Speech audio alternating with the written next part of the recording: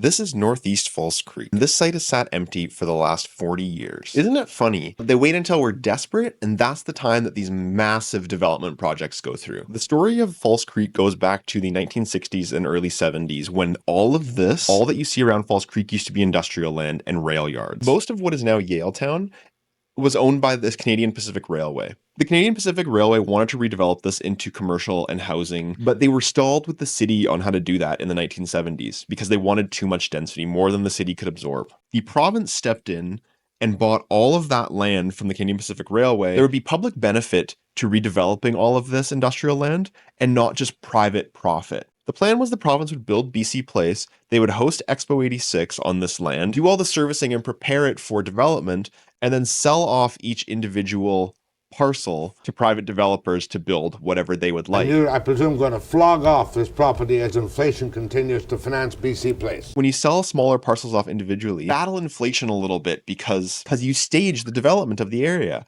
But that's not what ended up happening. Instead, our social credit right-wing crank of a premier at the time sold all of this land that we had just paid for to service, sold all of it to Concord Pacific in one big go. So now Concord Pacific gets the benefit of staging out these developments. The premier, what the heck was the point putting on this fair, doing all this improvement to make that land of marathons a lot more valuable? And it was his initiative, go ahead and purchase all of the land for the benefit of British Columbia. The public benefit that was supposed to come from staging the development of this area is now gone. It's lost to private hands. So now Concord Pacific gets to make billions of dollars of profit. And we get the same glass tower podium over and over again. And these ridiculous comparisons to waterfront villages in Italy at Portofino, like as if anybody is buying that comparison. That's just such a reach. And that just it's so revealing to how these high density property developers operate. They have a fiduciary duty to their investors to return the maximum on investment that they can.